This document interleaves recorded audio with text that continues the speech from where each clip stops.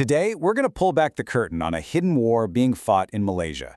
It's a battle against an enemy you can't even see, a tiny parasite. And it's the story of the scientific detectives on the front lines fighting a disease that leaves devastating consequences in its wake. So where does a story like this even begin? Well, it doesn't start with a big, loud explosion. It starts quietly, with a map. And this map was about to reveal a crisis that was silently unfolding, affecting communities all across the nation, hiding in plain sight. The year was 2003. As investigators started piecing together data from all over the country, the true scale of this threat became chillingly clear for the very first time.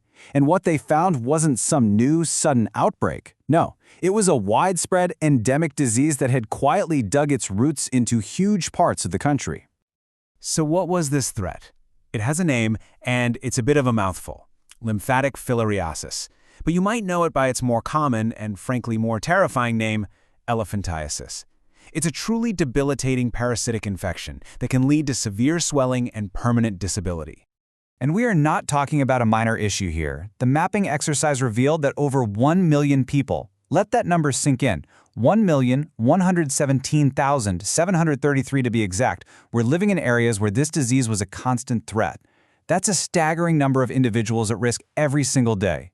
And this problem wasn't just stuck in one small region. As you can see from this data, 8 different states were affected, from Peninsula Malaysia all the way to East Malaysia. Just look at these numbers: over 300,000 people at risk in Pahang alone. And then in Sarawak, that number jumps to over 380,000. This was no local outbreak. It was a truly national health challenge. So, what exactly were they up against? To understand the battle, you first have to understand the enemy. And in this case, the enemy is, well, it's microscopic. Okay, so the disease is caused by these tiny, thread-like worms. But they don't just appear out of thin air. They have a getaway driver, and that driver is a mosquito. An infected mosquito bites a person, and boom, the worms are transmitted. Once they're inside, they make their home in the human lymphatic system. That's kind of like the body's drainage network. And that's what leads to all the devastating symptoms. Every good public health mystery needs its investigators. And in this fight, the key players weren't police detectives in trench coats, but a very specialized group of scientists, the entomologists. Their mission was driven by a simple yet incredibly powerful principle. To stop a mosquito-borne disease, you can't just treat the patients. You have to go after the carrier. You have to understand the mosquito itself, where it lives, how it behaves, and how to stop it. This, right here, is the world of the entomologist. And so, these disease detectives went on the hunt. Their mission was clear: to track, to study, and ultimately to control the mosquito populations that were responsible for spreading lymphatic filariasis. It's a really interesting question when you think about it, right? How do you even begin to conduct surveillance on an enemy that's tiny, that can fly, and that hides in plain sight?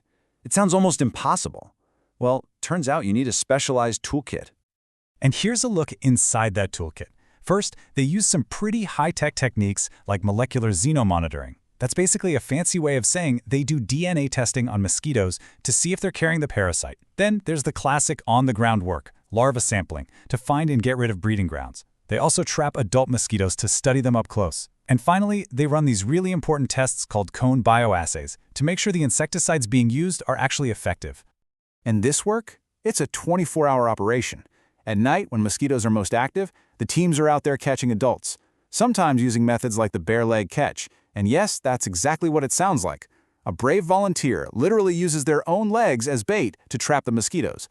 Then during the day, the focus shifts to hunting for larvae and breeding sites. Each activity provides a different but absolutely crucial piece of the puzzle. But, having a plan and having the tools is one thing. Making sure those tools are actually effective, that's a whole other challenge.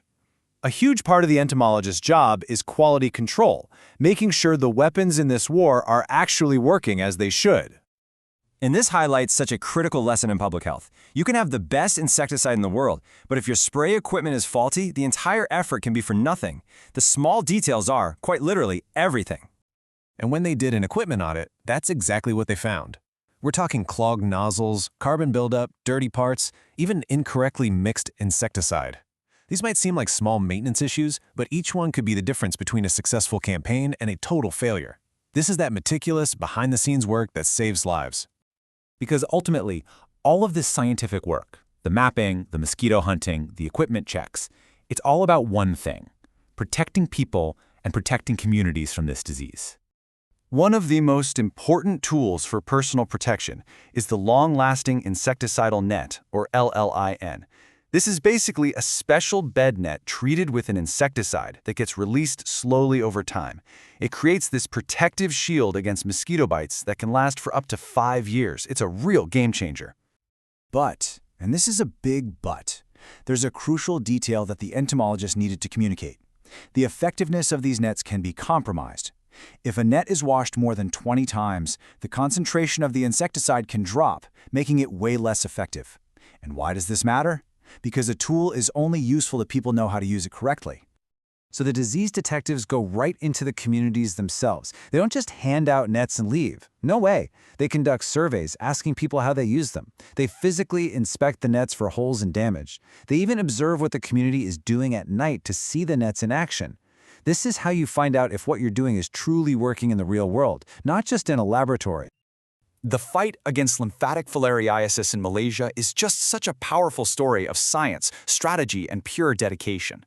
It really shows just how critical these unseen disease detectives are. But it also leaves us with a really important question for the future. As our world keeps changing, as new diseases emerge, who will be the entomologists, the epidemiologists, and the scientists on the front lines of our next public health battle?